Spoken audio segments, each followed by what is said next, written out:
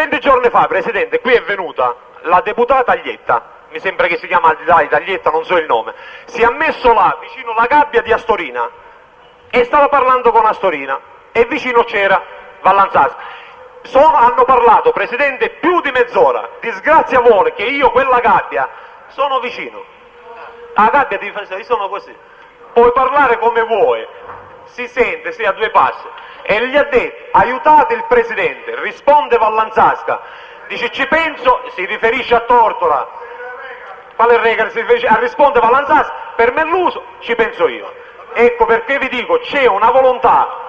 O forse gli promettono qualcosa, io basta che gli faccio sapere a lei come stanno le cose. A posto, sono finito. Allora fate una cosa, chiamate Aglietta, come dice che non è vero. Cominciamo a chiamare Vallanzasca. Chiamate, è Vallanzasca che può dire, non è vero. Ma quello mica può aiutare la giustizia, quello aiuta gli avvocati. Questa è la cosa che ho perso. Ho finito, questo. Allora adesso Vallanzasca. Ma il confronto con Vallanzasca, Presidente. Ricordate che noi abbiamo un'imputata alla quale non si sente bene, ha viaggiato una giornata e mezza a Milano, non si sentiva bene stamattina. Allora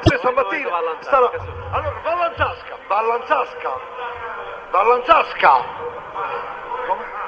E che non si sente?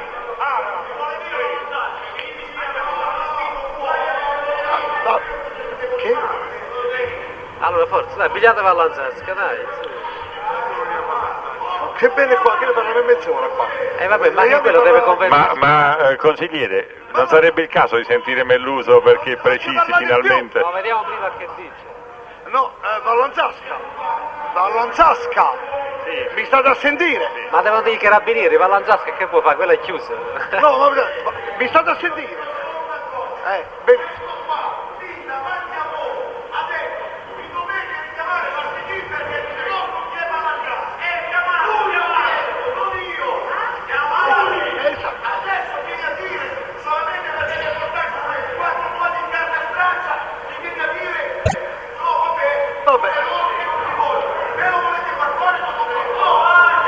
Ma deve venire qua, stiamo dicendo ai carabinieri che la devono portare. Portate qua Vallanzasca.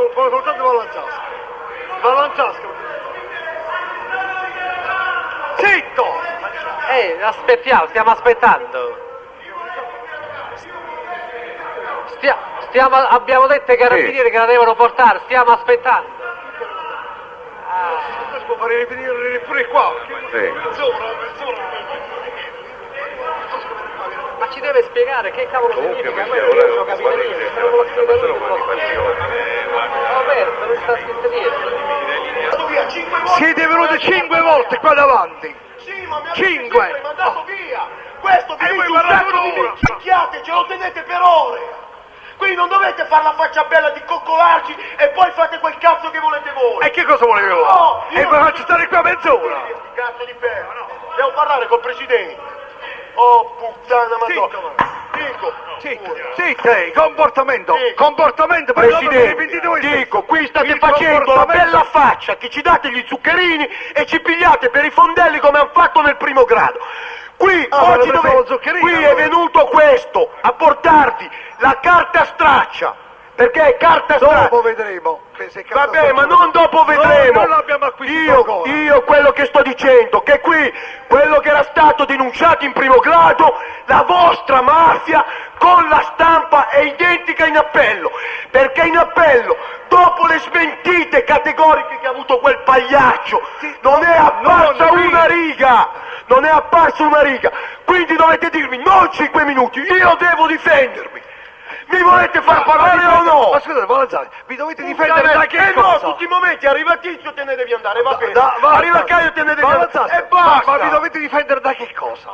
Io mi devo difendere. Io ho avuto, quello sta dicendo. Astorino gliel'ha gridato da là. Quello sta dicendo una cosa. Perché si accanisce?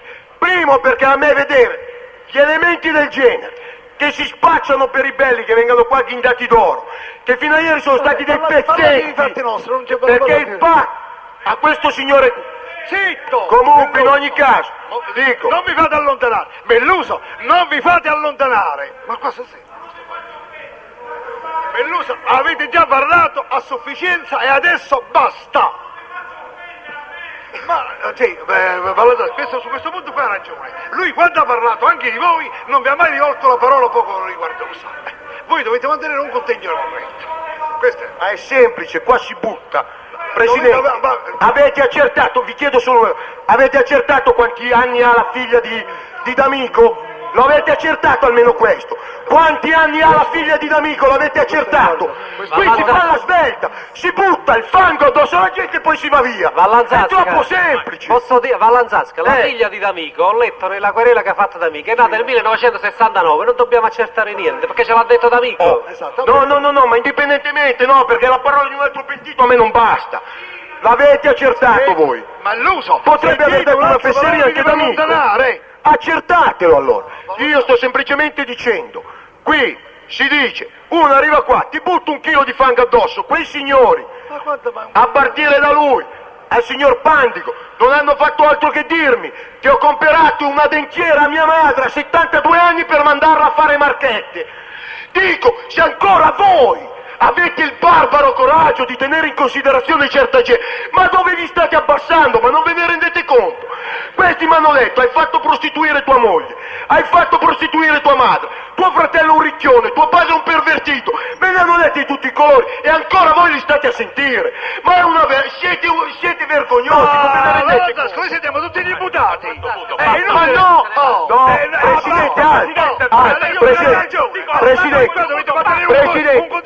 Presidente, io dico questo.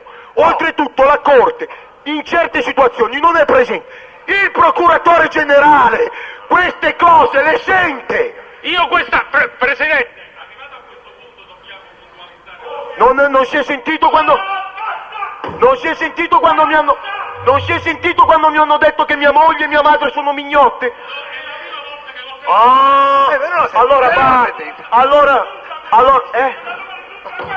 Come da dove risulta?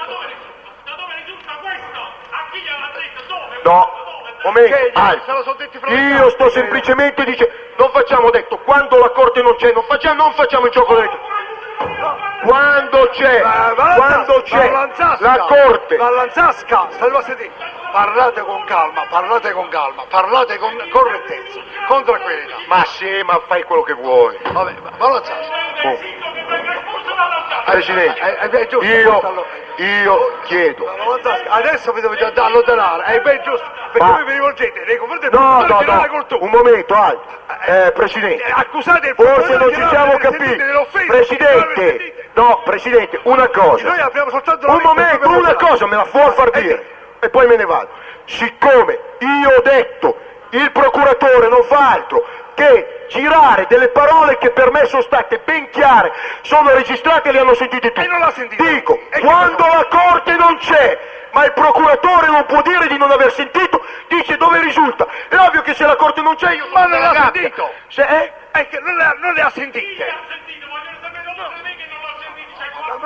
Beh, allora c'è una cosa, ci sono... Se dice che non le ha sentite, non le ha sentite! Perfetto, basta, d'accordo. Non si pone in discussione! Adesso lo dico, calma, le dico... allora, partiamo dai carabinieri delle scorte. Tutti i carabinieri delle scorte, che nonostante tutto, nonostante che qua ci sono affermazioni dei carabinieri fatti ultimo di tutti ad Astorina. Astorina devi capire che noi abbiamo dei superiori e non possiamo... E vengono qua e fanno tutti gli indiani, non sente niente nessuno. Dico, ci sono i giornalisti e non lo scrivono. Sentite, c'è un'altra cosa. Fammi dire una cosa di carattere più generale. Qua vi siete scambiati ingiurie da una parte e dall'altra. Me ne è vero, no, fin dalla prima udienza. Presidente, che non era un clima regolare. Presidente, avete avuto volte un contegno non corretto e non Presidente, quindi questo è posso dire una cosa? Devo fare a tutti.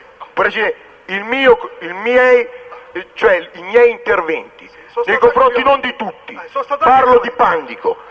L'ho chiamato Carmela, gli dicevo dei Tampax, ma le mie erano battute, che rispondevo, un momento, io rispondevo a un fatto che mi dice, stai zitto tu che hai fatto prostituire tua moglie, sei figlio di NN, hai fatto prostituire tua madre, Sì, a bene o male, non mi sembra che chiamando Carmela... Ve le dite da una parte e dall'altra. Ma no, ma non è la stessa cosa. Se Se io dico una persona stupida, questo non mi può riempire di ingiurie per tutta l'udienza. Questa parentesi che certamente non è piacevole sentire. Ma un momento, che c'è in forse quest'Aula non si dicono delle parole Presidente, ingiuriose. lei nei suoi confronti e nei confronti della Corte, e sono venuti stamattina degli avvocati a chiedere che un'imputata non venisse messa vicino a Melluso per paura che questo la insultasse. Più di così siamo arrivati a questo. Non c'è stata una richiesta da parte dell'appuntato Crisci. Allora facciamo i nomi. Sì, l'appuntato Crisci, io ho chiesto all'appuntato Crisci, ma non per tenendo... Non è che temeva di essere insultata, non insultata, che non desiderava stare No, qua i riferimenti è del Melluso, il Melluso, è del Melluso, e di quando c'era quell'altro signore Sanfilippo. Presidente, lì dentro c'è carta straccia, non mi interessa niente di quello che c'è. Voi l'avete esibito? Sì, lo so. Possiamo averla allora? Io sto dicendo. Senti, è carta straccia, cioè, riguarda questo fatto... No. Chiudiamo la parentesi e vediamo di questo. Allora dico, posso concludere, diciamo più brevemente possibile la mia deposizione. Sì, ma sempre su... Guardate, voi vi dovete difendere soltanto da un'accusa di far parte della nuova Camera Organica. Ve ne siete difesa Presidente, se io mi dovevo difendere per una rapina, dicevo, è pazzo, non conosco nessuno, chiedi confronti e non ho nient'altro da dire.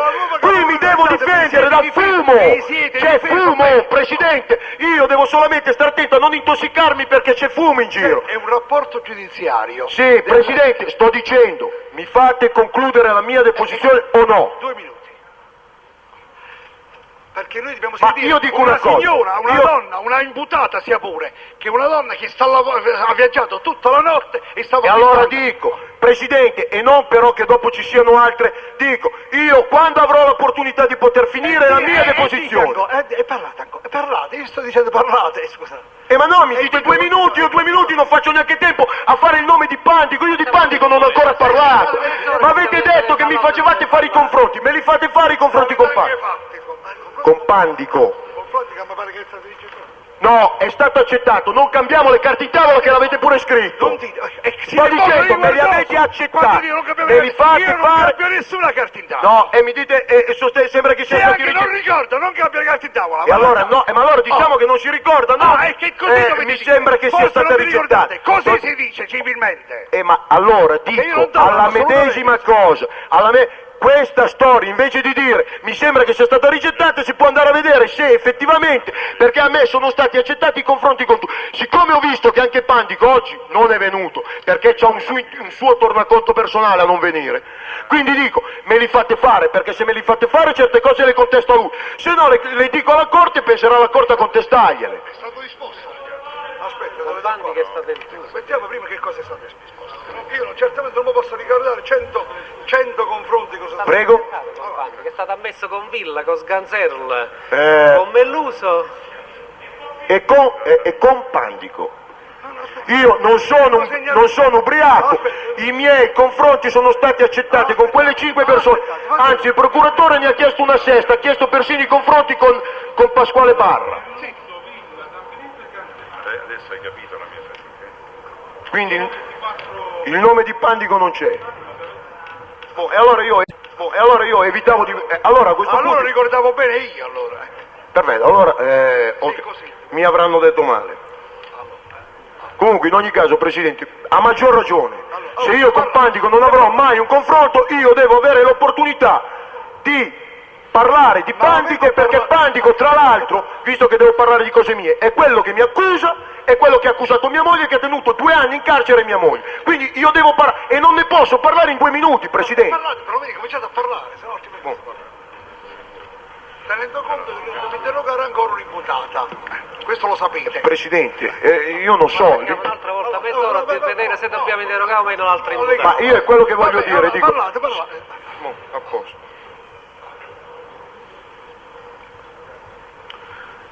Dunque l'altra volta quando io sono stato interrotto sull'interrogatorio, perché dopo ho fatto 2 confronti,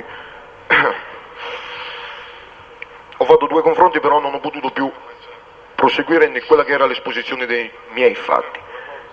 e sono fatti che bene o male, in prima persona o in maniera indiretta, io sono stato chiamato in causa. E mi riferisco, l'ultimo punto che avevo toccato era quello della famosa lista dei 76 dei carceri di Ascoli Piceno, ai quali il magistrato romano aveva mandato a chiedere: tu sai niente del pentimento di Acca? Vi ricordate? Penso che, ricercando così la memoria, sia... dico, questo discorso, e io gli ho detto, e anche se avessi qualcosa da dire, il capo della Mobilo, che per lui mi ha detto: Renato, tu dimmi una cosa del genere, io domani ti faccio chiamare, io ti faccio arrivare il giudice.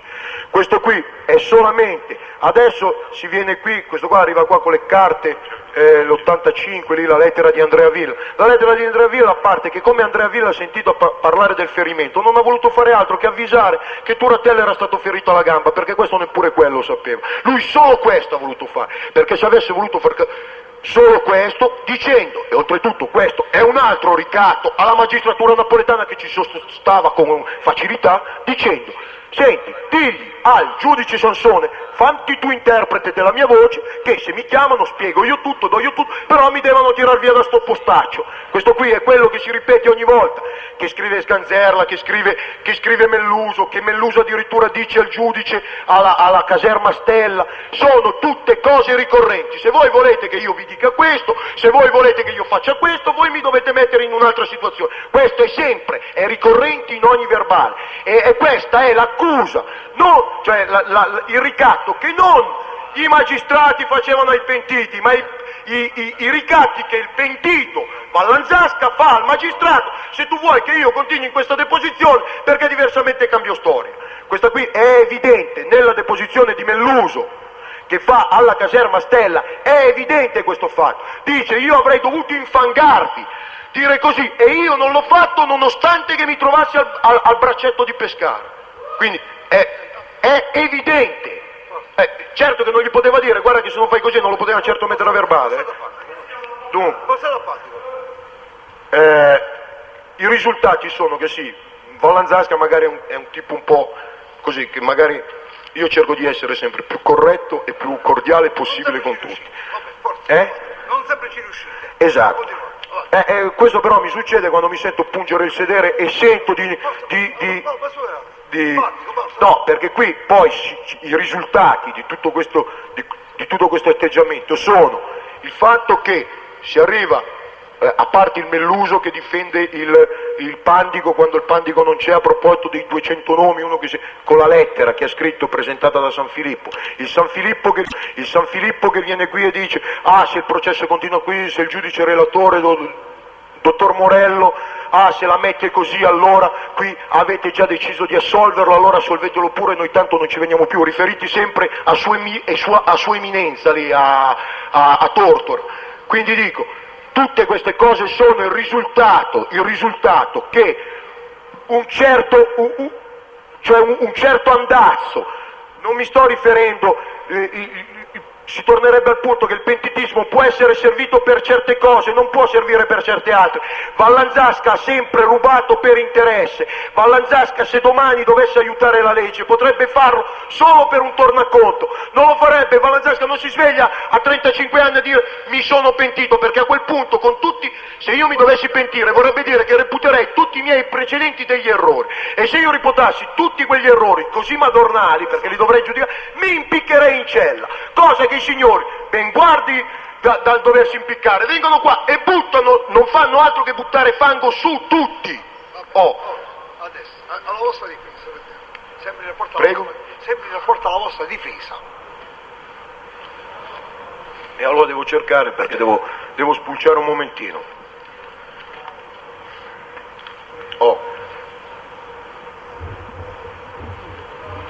Dunque, poi c'è una situazione, che tutta questa situazione è un po' generalizzata, e magari in particolare per quello che riguarda me e un certo tipo di detenuti a determinati regimi. Io devo dire che quello che può essere poi un risultato, un dato di fatto, è che io, faccio un esempio, mio fratello è stato messo in carcere, sempre su voce di un altro pentito che mo' si è impiccato, Era qua, era napoletano. Salvatore Imperatrice, perfetto. Che è stato carcerato mio fratello in base alle chiacchiere di questo signore.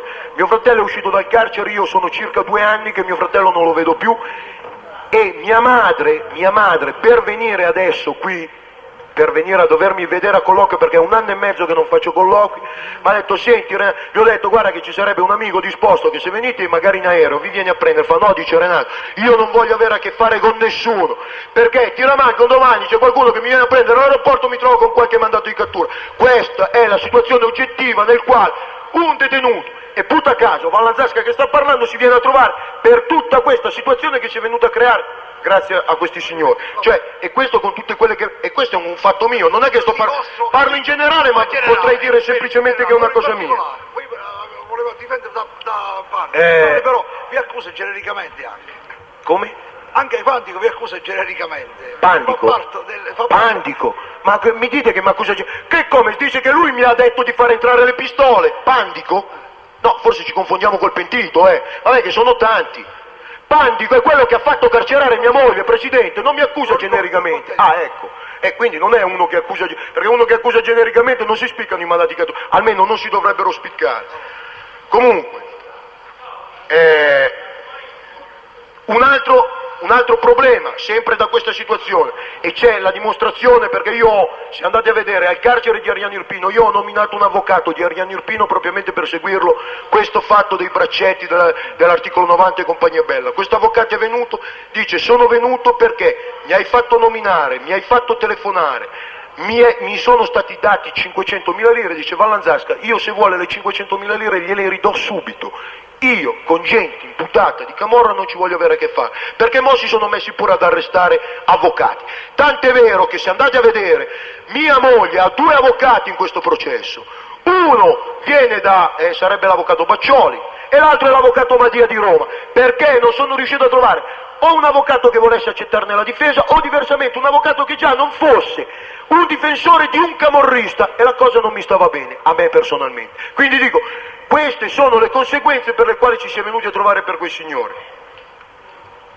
Comunque vabbè, devo parlare di Pandico perché sarà il caso. Qui io avrei voluto fare confronto solamente per fargli ripetere nuovamente tutto quello che ha detto, la prostituzione di mia moglie, che lui è un fatto sul quale ci gioca, perché qua gli chiedevo: li vuoi fare i confronti con me? Dice: no, preferisco farli con tua moglie. Era questa la frase che ha ripetuto a Iosa qua in quest'aula non più tardi di ieri. Quindi dico, io volevo chiedere se questo signore ancora confermava. Comunque in ogni caso, confermi o non confermi, li avete verbali di primo grado. Adesso invece io vi dico quelle che sono le risultanze istruttorie dell'istruttoria ascolana. Quindi dico, avete l'opportunità non solo di stare alle chiacchiere di Vallanzasca come siete stati alle chiacchiere di Pandico, avete l'opportunità di documentarvi ad Ascoli Piceno. Ad Ascoli Piceno la dimostrazione del fatto che io mi sono fatto entrare le armi, ma che mia moglie è stata prosciolta dall'accusa, quindi c'entrasse mia moglie, non c'entrasse mia moglie, una cosa è certa, non avrebbe potuto accusarlo nessuno, per un semplice motivo, che la Guardia Adamo ha dichiarato e dice: io le macchine, le armi sono andate a prenderle in una macchina posteggiata in quel posto, con una X rossa sul deflettore affinché si riconoscesse, il giorno tot. Sono andato, erano sotto il sedile davanti, ho preso queste armi e le ho portate a Vallanzasca. Questo perché, io dico, se avessi avuto mia moglie che gliele consegnava fuori tutti questi accorgimenti, auto, tenere presente, rubata a Milano, ma auto proveniente da Milano solamente con la sostituzione della targa. Dico, questo era un fatto perché io, con tutto il poco rispetto che potevo avere della Guardia, che a me mi agevolava in questo senso, perché per me era quello che oggi per voi è il pentito, per me era la stessa cosa la Guardia, è uno che non è né carne né pesce, mi serve, lo pago e mi fa un favore che a me interessa, però non è una persona sulla quale dico è un mio amico, ci do la vita, è un negativo della Madonna, non è mio fratello, non è un mio socio. Quindi dico, io ho preso questo accorgimento affinché la gente non potesse incontrarsi con nessuno. Lui non ha fatto altro che dire: oggi smonti alla 1, bene, vai lì, davanti a quell'hotel. Lui non ha fatto altro che dire queste cose. Il magistrato, quando si è sentito dire queste cose, non ha fatto altro che chiedere ai carabinieri: andate a vedere se c'è una macchina. o alla polizia. Non l'hanno trovata questa macchina, al che hanno visto che qualche giorno prima un'auto era stata ritrovata dai carabinieri, così come diceva l'Adamo, e alla stessa stregua quest'auto era stata trovata dai carabinieri.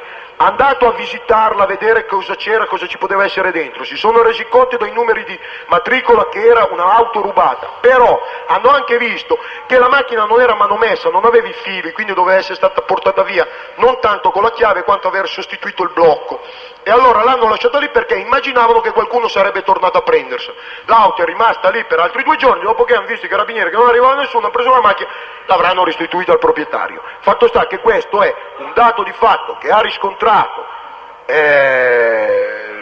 l'istruttoria di Ascoli, della quale Pandico, perché siccome sta solamente alle chiacchiere che ha preso dai giornali, non poteva sapere. E allora lui dice, Valanzasca, la moglie, si è incontrata o non si è incontrata. Questo è un fatto per il quale potete, anzi io chiedo che dovete accertarvene, perché se io riesco a dimostrare che con le armi la camorra non aveva niente a che fare, permettete che è un po' dura a me incastrarmi per camorra, perché poi gli altri è solamente come una ciliegia tira l'altra, perché qui ci si sta a preoccupare perché gli arrivano certe lettere di Andrea Villa. Andrea Villa, indipendentemente dal fatto che gli abbia dato la dritta su come poteva essere detenuto, oggi come oggi ci si chiede invece perché si ravvedono, perché cambiano il pentimento in ripentimento, e si dice ma saranno stati minacciati. No, hanno capito che hanno preso il treno sbagliato, hanno capito che ormai il processo Tortora, per loro che vogliono essere credibili non su questo processo, su altri processi. Il signor Andrea Villa sta collaborando con la magistratura milanese, con la magistratura di Venezia, con la magistratura di Torino, su altri processi, e io come sono arrivato qui, Andrea Villa fuori microfono ho detto, per te bisognerà che io parli con qualche magistrato con cui stai collaborando. Andrea Villa ha perso la memoria, e quando dice non mi voglio attirare le ire di Vallanzasca, perché sa benissimo che se io dovessi andare a parlare nei processi che lui dice io so questo, lui farebbe delle gran brutte figure. Quindi lui ha detto, ci ha tenuto bene a mettersi in e non può avere paura di temere la vita, perché se avessi potuto l'avrei già fatto uccidere, questo è scontato. Quindi non ha paura che possa morire. Le scorte che gli danno a loro non le ha nemmeno il signor Raffaele Cutolo, le scorte che vengano date a loro. Quindi dico, di questi problemi Andrea Villa non ne ha. Se Andrea Villa ha dei problemi perché ha paura che io possa mettere il naso nelle dichiarazioni che lui sta facendo in altre procure, siccome qui gli conviene dire che non si ricorda più niente, perché qualora che poniamo il caso, io non voglio mettere il carro davanti ai buoi, Tortora venga assolto, dice io signore, se gli direbbero ma guarda che già là non sei stato creduto, direbbe guarda io sono stato a 4 chiacchiere, poi lì non mi ricordo, sono in confusione. Sono 10 persone che accusano il cancelliere, mi scusi, il cancelliere, mi dicono Valanzasca cosa sai del cancelliere? Niente, la mia credibilità subito viene meno, e quindi se voglio essere creduto mi devo accodare al carro che tira contro il cancelliere e mi devo mettere contro il cancelliere. Tutto qui.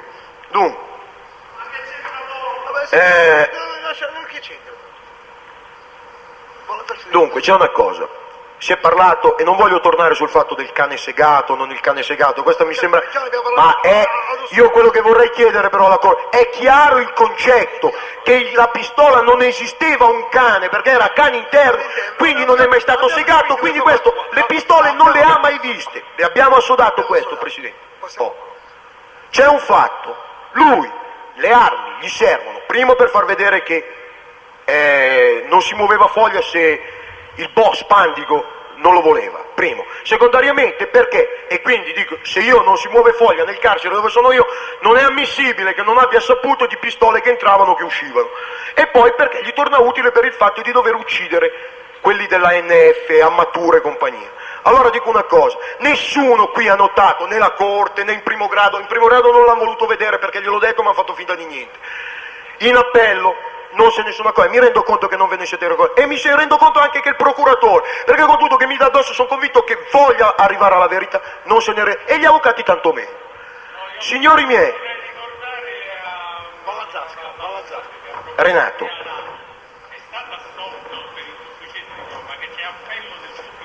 sì, no, io stavo parlando di mia moglie,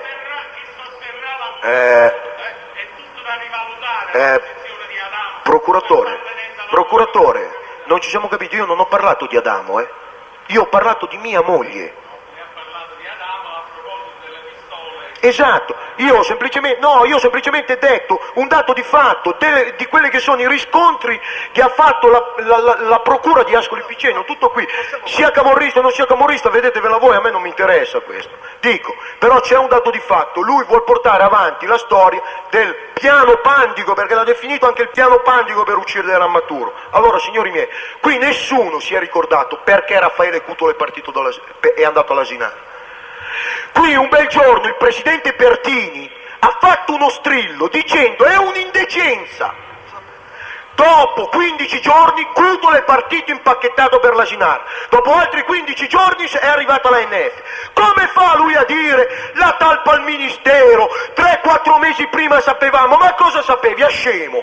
Lui non sapeva bellamente niente. Lui prende delle chiacchiere, dei fatti e li adatta ai suoi scopi, però questo non sono cose che fa Lanzasca, sono dati di fatto, andatevi a vedere. A Lanzasca, non più tardi di stamattina ne abbiamo parlato in macchina, dicendo le stesse cose che stiamo dicendo.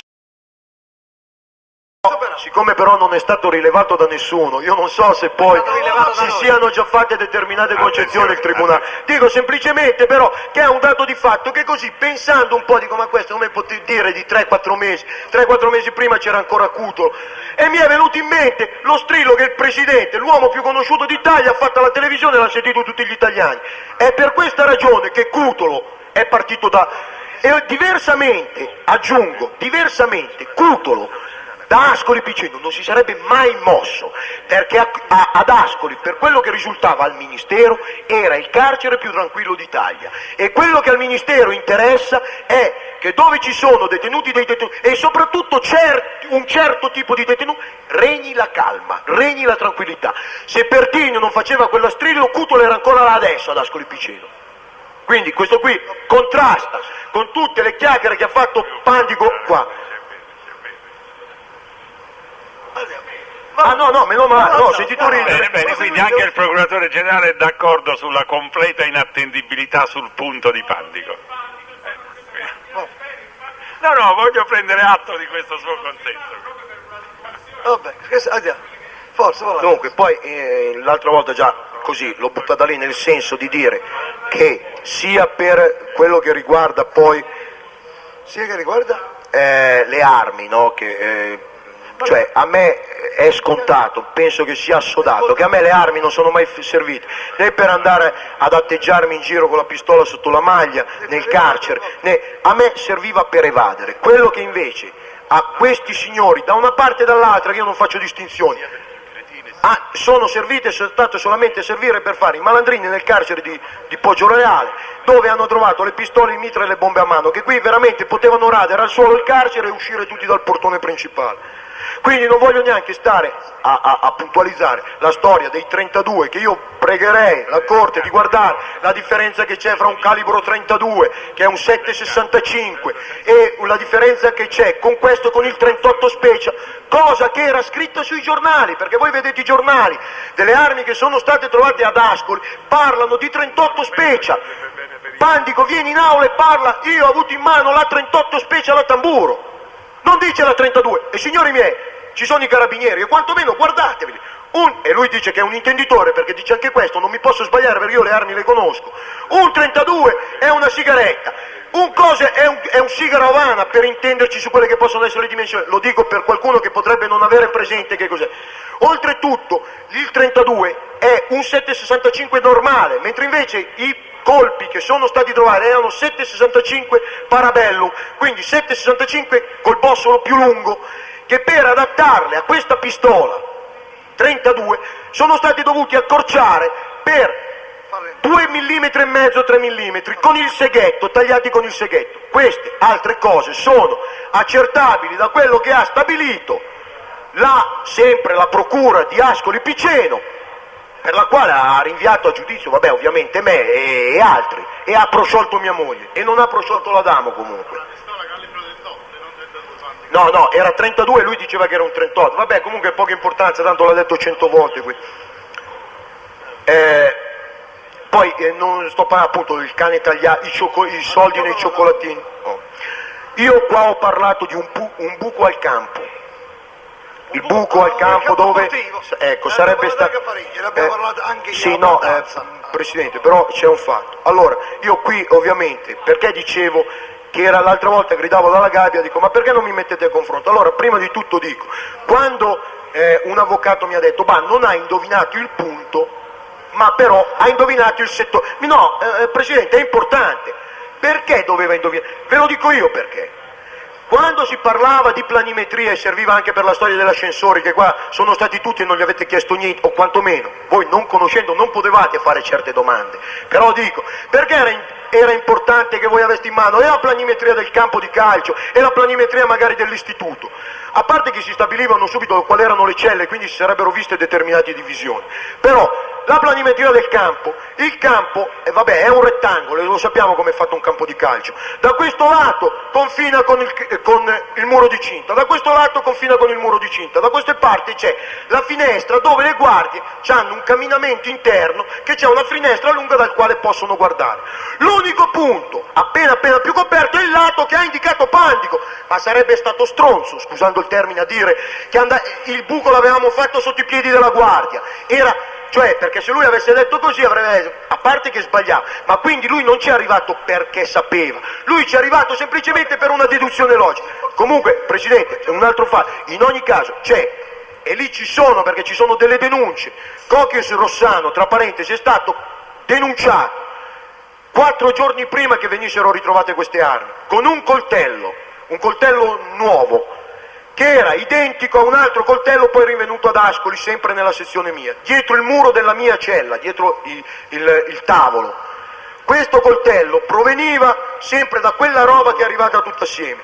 Alla stessa stregua di questo fatto qua, a parte lui non ne facendo, quando dice poi il buco, non il buco, poi si mette là e dice era un bluff di Vallanzasca, ma se Dio ladro, hai detto tu, sì il buco sapevamo che c'era, l'altra roba però a Medda non sarebbe servita per l'evasione, che poi parla di un'evasione che per me non esiste, però siccome dico che molto probabilmente l'evasione... Ciao. Dico, comunque dico... Sì, ho capito. Dico, in ogni caso, dico, non era difficile capire quel punto, non l'abbiamo capito, ma l'altro l'abbiamo no, però Presidente c'è una cosa, è assodato quello, ma dovrebbe anche essere assodato il resto, che lui prima viene qui e dice, cerca di fare di tutto per trovare il punto, e poi viene da là quando si scopre che non è stato trovato niente, dice era un bluff di Vallanzasca, ma se tu hai detto che questa roba sapevi che c'era, però non ti... E poi c'è una cosa, io ho chiesto al maresciallo Guaracino, dire, ma senti un po', ma quando io poi sono partito da Ascoli, ma ti risulta, è stato trovato un tronchese, perché un tronchese non è una cosa normale, non si trova tutti i giorni, cioè uno può trovare un coltello, può trovare un seghetto, cioè ma un attrezzo come un tronchesino, cioè uno può trovare un coltello, può trovare un seghetto, cioè ma un attrezzo come un tronchesino è anomalo, e quindi dico, ci dovrebbe essere per forza, l'avranno ritrovato per forza, se non era il campo è perché sarà stato tirato su, comunque deve essere stato per forza ritrovato. No, Presidente, ho capito, però se si trova un tronchesino, non mi potete dire più che il tronchesino mi serviva per ammazzare la gente, mi serviva per compiere un'evasione. Quindi dico, se io insisto perché questo c'è una sola alternativa, a meno che nel carcere non era appena finito tutta la baraonda che era successa, che arrivavano inchieste da una parte, inchieste dall'altra, che sia stato ritrovato questo e non ne abbiano voluto fare niente. Comunque dico, è un dato di fatto che questa roba c'era, è arrivata a me, lo so io. Avete detto già, abbiamo sentito su questo punto qui. Guarda, voi dovete tenere conto che noi dobbiamo sentire Marzano oggi, e a un certo punto gli avvocati se ne vanno. Però dipende dalla situazione nella quale ci troviamo noi. Sì, Presidente, c'è una cosa. Ma l'abbiamo fatto venire a Milano, Sì, no, ma ho capito, Presidente, d'accordo, ma il discorso... Per me io posso rimanere pure qua fino alle 8 di stasera, ma gli avvocati non ci fanno compagnia fino alle 8 di stasera. Quindi, questa è la ragione. E quindi perciò dovete... allora non devo più parlare. Cercate di concentrare questa vostra difesa, già che avete già parlato per 2 o 3 ore. Non è possibile solo sentire. Beh, insomma, Anche voi avete detto, cioè, più o meno Panti che dice una quantità di bugie, di falsità, questa avete vabbè, ma a quanto pare, io l'ho detto anche in primo grado, e io ho preso 5 anni, quanti ne ho presi? Quindi il fatto di dice delle fesserie, non è servito a niente. Una volta che mi voglio documentare, voglio venire a esporre un fatto, mi dici, stringi, signori miei. Quando vi comprendiamo su quell'argomento, potete superare questo argomento.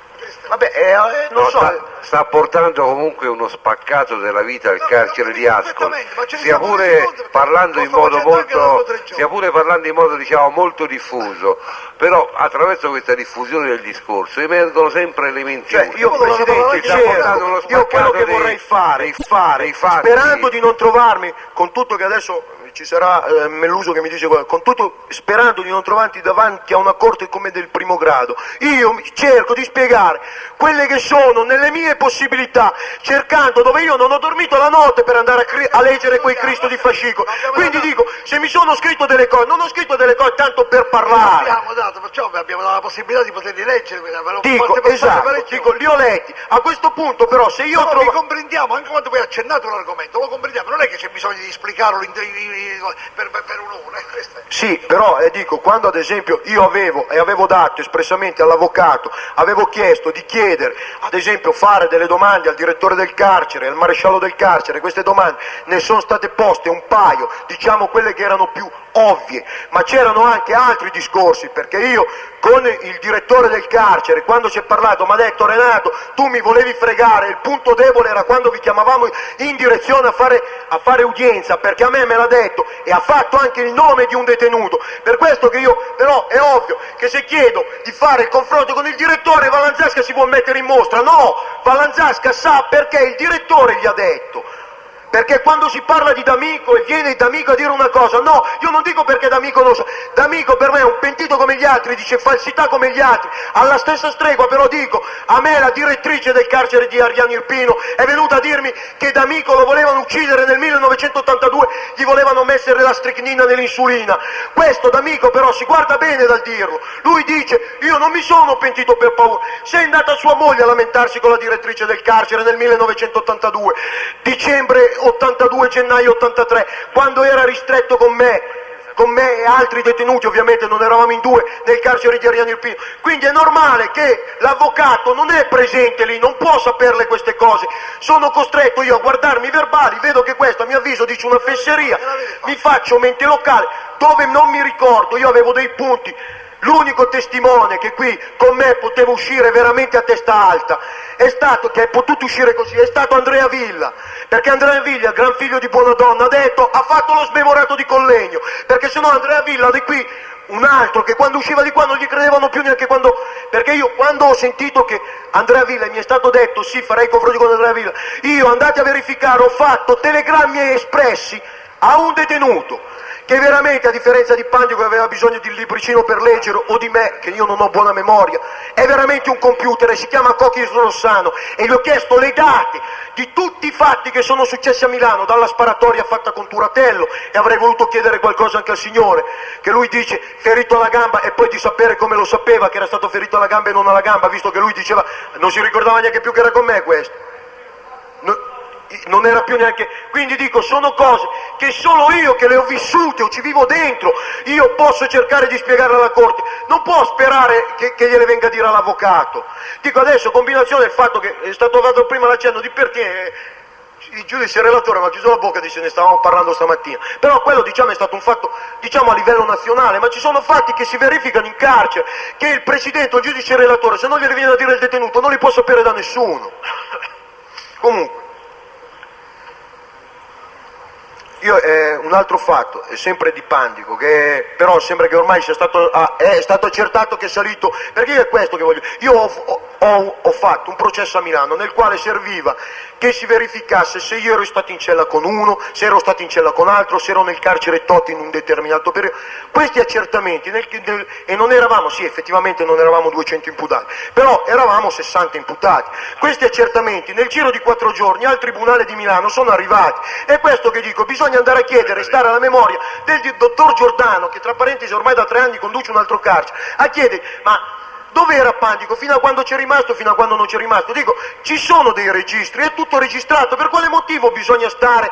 Se io trovo il maresciallo che gli sono antipatico, e penso che ce ne esista più di uno, mi può venire, dice no, mi risulta che Pandico era molto amico di Vallanzasca, anzi mangiavano assieme, ma se queste cose si possono accertare, Cristo, non capisco come a un'udienza di secondo grado non sia stato fatto in istruttoria, e va bene, non è stato fatto in ma visto che la Corte d'Appello ha dimostrato di voler fare le cose un momentino più fatte approfonditamente, come possono non essere ancora arrivate? Ma l'abbiamo chieste. Sì, però Presidente, giudice relatore, Presidente, dico, determinate cose quando sono urgenti per la giustizia, se ci fosse uno che dice io ho la prova provata che non Vallanzasca perché se ne fottono, ma magari dico, ecco, Tortora è colpevole, questo sarebbe fatto tradurre immediatamente, questo verrebbe qui immediatamente, quindi dico alla stessa stregua, e il procuratore non si opporrebbe senz'altro, quindi dico alla stessa stregua, quando c'è un accertamento del genere, che non si tratta di, si dice mandami dal mese di gennaio al mese di dicembre dell'80, facciamo un esempio,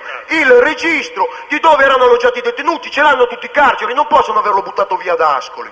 Quindi dico, qui si sta a discutere, Pandico è salito o non è salito, sarebbe stata una contestazione che io dovevo fare a lui, che bene o male poi il maresciallo... È diventato un elemento di accertato, insomma. Sì, no, però dico, mentre invece Pandico è molto preciso, quando parla che è arrivato il 7 agosto e è salito 15 giorni dopo, o dice mi sono visto con lui maggio-giugno, quando poi non gli fa comodo mi sono visto nel 78 o nel 79, dico questo è il discorso, che Pico della Mirandola lo fa quando gli conviene, quando può dire qualcosa di determinato che non si può sfuggire, diversamente parla da un anno all'altro addirittura. Lui, dico, oltretutto, qua davanti a voi l'ha fatto, non l'ha fatto, è venuto qui a dirvi, a voi, oggi, all'ultima è stata quella che ha sempre dichiarato, lui ha sempre dichiarato, i pentiti non si sono mai trovati nelle caserme. Dopo quello che vi ha detto l'ultima volta, non so se ancora si sta dicendo Vallanzasca vuole minare l'altra volta il pubblico ministero ha detto Vallanzasca vuole minare la credibilità del teste, ma signori miei, se ancora c'ha credibilità uno che fino a ieri ha giurato e spergiurato in 1000 processi, non ci siamo mai visti.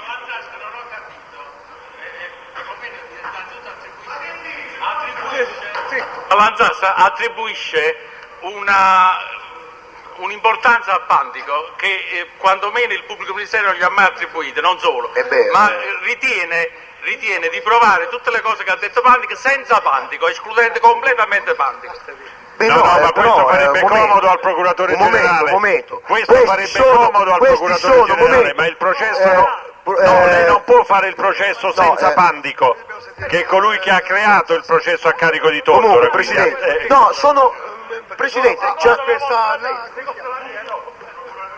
lei deve fare i conti con Pandico. Sì, ho capito, vabbè, aspetterà un po', è una vita che aspetta, sta disgraziata qua, è una vita che aspetta in galera, può anche aspettare 6 ore di più. Voi state sempre qua, Ho capito, però dico, questa signora, dico, signori miei, l'avete messa in galera voi, chi meno, voi per dire la legge, quindi dico, se dopo 2 anni di galera che aspetta sta signora Marzano, può anche fare la compiacenza ad aspettare un paio d'ore di più, non ci avrà mica le sue cose, vabbè, Presidente, io vi ho detto, se no mi dite, quando mi date la possibilità di parlare me ne sarei andato su, mi dice no, parla adesso, dico, oltretutto, tornando qui, Pandico sempre dichiara davanti a voi, poi non so, adesso non mi dica il giudice relatore l'avevamo notato anche noi, io non posso saperlo, fatto sta che però non ho sentito fargli la controdomanda immediata, dire ma guarda che lui ha detto qui in una determinata situazione, primo, i voltafaccia per noi erano all'ordine del giorno quando si parlava di un ergastolano,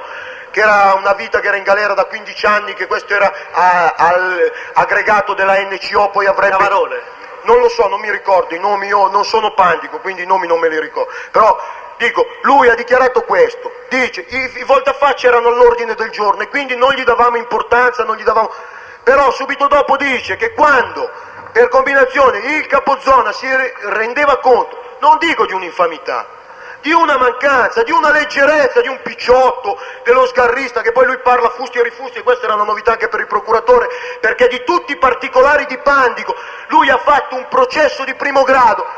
Presidente, ricordo un particolare, lui è andato avanti, è stato interrogato, non so, per 5 ore, tutti i giorni, per 10 giorni dicendo Presidente, ricordo un particolare, quando però questi particolari non erano mai, ricordo un particolare, c'era il maresciallo Tizio che potrebbe confermare quello che dico, no, ricordo un particolare che al colloquio di Vallanzasca una volta c'era anche Tizio, nessuno si è mai andato a prendere la briga di andare a prendere i registri dei colloqui, a questo punto dico non c'è più possibilità di riscontro, però lui prima dice una cosa e poi nella medesima udienza ne dice un'altra, questo qui e torna utile anche per me, Presidente, questo qui è una cosa generale, ma io alla fine dei conti sì, mi dirà, Melluso prima diceva perché Vallanzasca si accanisce, a parte il fatto che sia venuto qualcuno da me mi viene da ridere, io se così vogliamo dire che volevo difendere Tortora, diciamo con le mie dichiarazioni io l'ho difeso fin dal primo grado, quindi non avevo certo bisogno di qualcuno che mi venisse lì a parlare adesso, se io, sto parlando col Presidente, quindi se io difendo Tortora, beh, in un certo senso lo faccio, difendo prima di tutto una certa linea, secondariamente perché dato che io mi sono reso conto che questa gente accusa, tra l'altro accusa anche me e io non sono camorrista, quindi io so che questa gente dice il falso, allora dico, io anche un mio nemico, io se odiassi non lo so, Melluso, io Melluso lo voglio morto, non lo voglio in carcere, per me Melluso lo potreste mettere fuori domani mattina, anzi non avrebbe più la protezione dei carabinieri, quindi mi tornerebbe pure utile, quindi io la galera alla gente non gliela auguro e tantomeno me la auguro a un elemento come Tortora, perché? Perché onestamente lo dicevo, adesso sembra che io gli do una botta al cerchio e un colpo alla botte, io dico Tortora, l'ho sempre dichiarato, non mi è mai stato molto simpatico, l'ho sempre visto come un tizio con la puzza al naso, io l'ho visto qui nel primo grado, la prima volta che è venuto, l'ho visto un uomo distrutto e io mi rendo conto di come si possa sentire, facevo l'esempio ai carabinieri, se io tornando in carcere tiro fuori un coltello e dico questo me l'ha dato il brigadiere, a te ti carcera, ma no, ma è impossibile, come oltretutto io non dico, ma ho sentito o faccio solo delle parole, io do anche la prova del coltello. Sì, Presidente. Comunque, poi c'era il fatto dei fusti e rifusti. Poi c'è una cosa, è un fatto, diciamo, acclarato, storico, l'ha insegnato il Padrino quando l'hanno fatto al cinema, che in ogni caso, quando un subordinato sbaglia, il capo in testa, chiamiamolo così, gli dà. E in ogni caso c'è un altro fatto che qui invece non è stato detto. Se io sono garante per un qualcuno, qualora che questo qualcuno sbaglia, sono io garante ad andarcene di mezzo. Cioè, io dico, Presidente, questo è un amico, tutto a posto, poi questo si dimostra che non è un amico.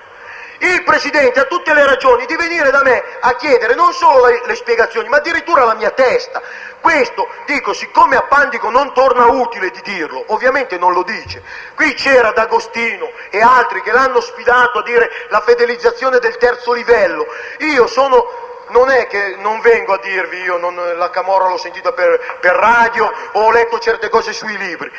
So che esistono le affiliazioni e so che esistono determinati criteri di graduatoria, c'è il carabiniere semplice, l'appuntato, il brigadiere e il maresciallo, però io non sono a conoscenza di come si fanno queste fedelizzazioni. Sì, so che ci può essere il taglietto, se volete vedere ne ho 350 di tagli, anzi ce ne ho pure qualcuno per così, di modo che ho cancellato delle fedelizzazioni e ne ho fatte delle altre. Quindi dico, io so che esistono queste cose, lo so, però se mi dite la formula, a me viene da ridere, perché veramente mi sembra di essere tornato veramente indietro nel 400, però dico, oltretutto, sono cose che se io dicessi di appartenerci, giustamente uno mi potrebbe dire, senti, ma come avresti fatto tu, capo in testa di tutta questa organizzazione, a fedelizzare un tizio? Perché non è mai stato fatto a Pandico?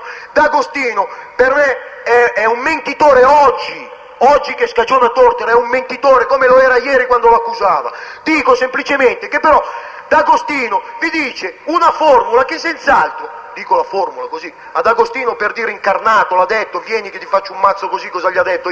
Dico, quando questo vi dice una determinata formula che io dicendo di essere un tale personaggio dovrei sapere, perché non chiedere a Pandico se effettivamente la sa? Dico, non lo so, questo era un rilevamento che poteva fare anche la Corte, potevate chiederglielo qua, questo non è stato fatto, questo sarebbe stato quantomeno indicativo sul fatto che lui non poteva essere quel personaggio che diceva. Adesso, Vallanzasca, concludete perché forse dobbiamo sentire questa donna, come si chiama? Nadia, non mi ricordo. Sì. Poi insomma la storia... Non mi sono dimenticato pure il nome di che sì. Presidente, ho finito. Finito quasi, dico. Poi per il fatto delle affiliazioni ad onore, in Vallanzasca è una filiata ad onore, penso che già sia stato... Abbiamo parlato di 200.000 volte. Sì, no, non è. Poi ecco, e qua c'è, diciamo, un punto dolente che è successo qua, che poi nessuno è stato chiesto, poi non si è più visto. Mi riferisco a quel carabiniere di quella famosa scorta. Dico, qui io parlo prima dell'udienza del giorno 25, che parlavano che Barbaro avrebbe detto, Barbaro avrebbe fatto... I centrini come porta per il fatto dei centrini? No, Presidente, un momento. Sembra i fini di Pandico, insomma. Sì, è sempre per Pandico che... Non l'abbiamo visto. Dunque, Presidente, io dico una cosa.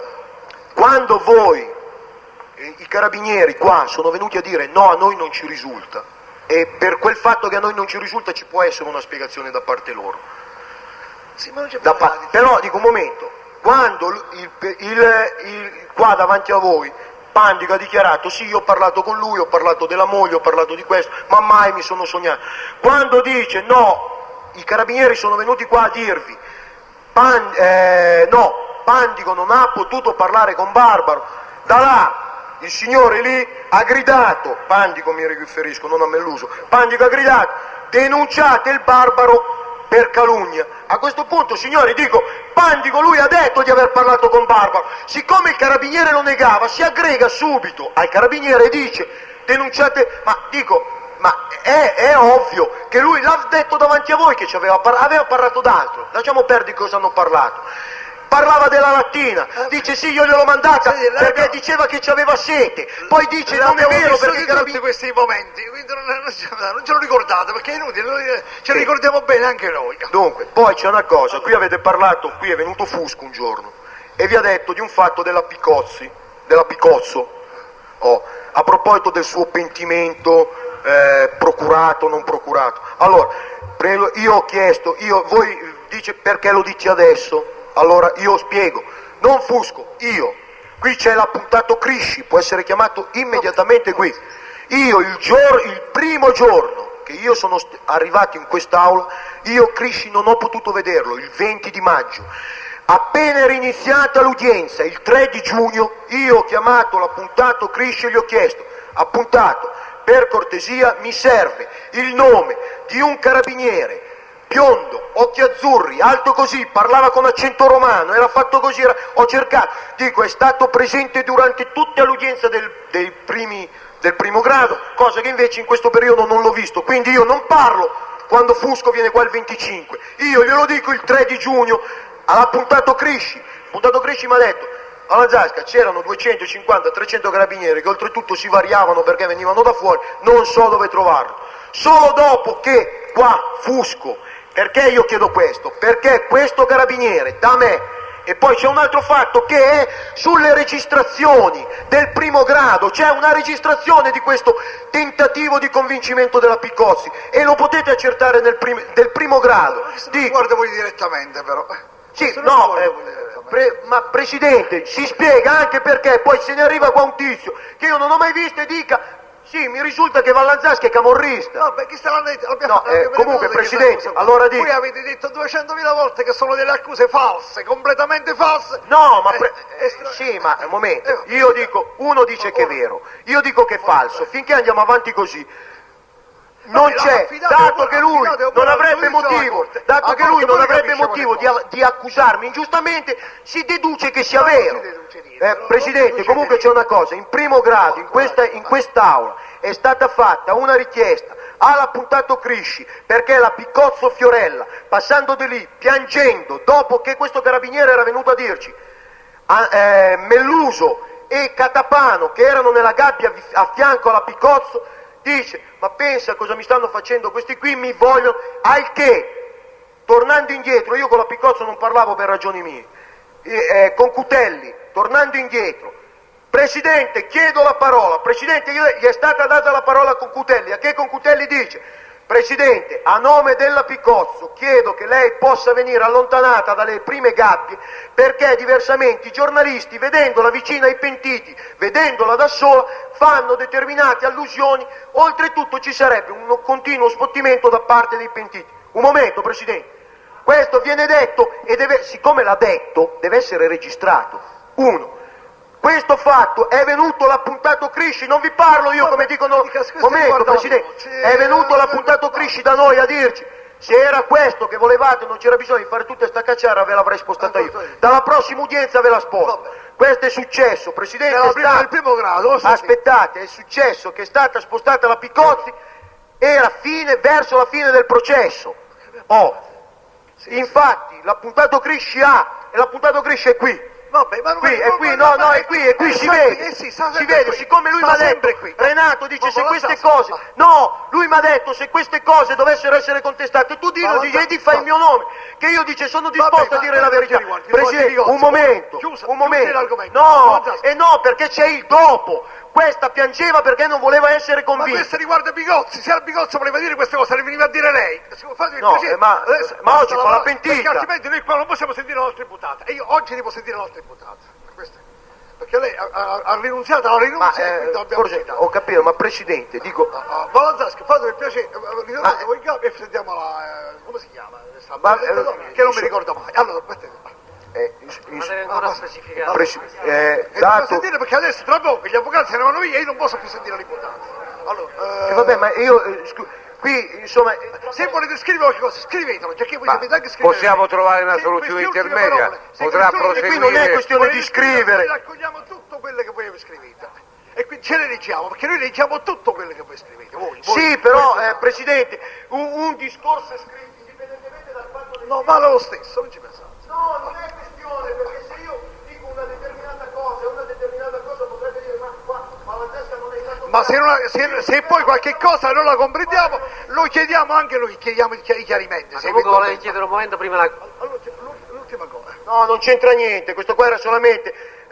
Presidente, e la prego di una cosa allora, faccia una cosa, quel foglio se lo tenga, non ne parliamo, perché... Non è che se lo tiene in tasca. No, mettetelo, dico, è possibile non parlarne? No, perché io sto ancora, io oggi quando Melluso mi ha detto allora i confronti con me li vuoi fare, io con quel foglio lì, io ancora sto aspettando Melluso, e Melluso siccome è uno stupido, Melluso lì... allora, pardon, è vero, allora diciamo che Melluso effettivamente non è molto intelligente. Così. Dico, io sono convinto che a quel foglio Melluso ci arriva da solo. Io vi ho detto semplicemente, ho fatto una determinata dichiarazione. Lui ha detto, tornando a quel fatto, che lui, quel tatuaggio, Turatello non ce l'aveva. Abbiamo sentito tutti. Lui ha dichiarato che non ce l'aveva. Lui ha dichiarato, Presidente, lui ha dichiarato apertamente che me lo ricordo perfettamente. Quindi dico, quello lì, abbiate la compiacenza.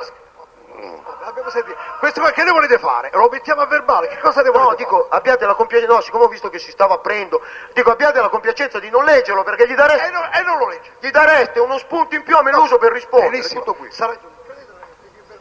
Presidente, allora per quello che doveva essere il resto... Scrivete qualche altra cosa, il resto lo scrivete. Allora, Nadia Marzano. Ma possiamo trovare una soluzione intermedia? Se eventualmente potete sentirlo. Ma voi avvocato, ma voi dovete parlare pure voi. Per Ballanzasca dovete parlare voi. A Ballanzasca un'accusa sola gli è stata fatta da parte di 3 o 4 pentiti. Ha detto che non sono mai fatto parte della nuova Cavour. D'altronde l'ha cercato di dimostrare in tutte le maniere e bisogna dargliene atte. Comunque ha dato un grosso contributo. Lo so, ho capito, sono la questione del pocazzo. Noi ci parliamo sempre, va bene.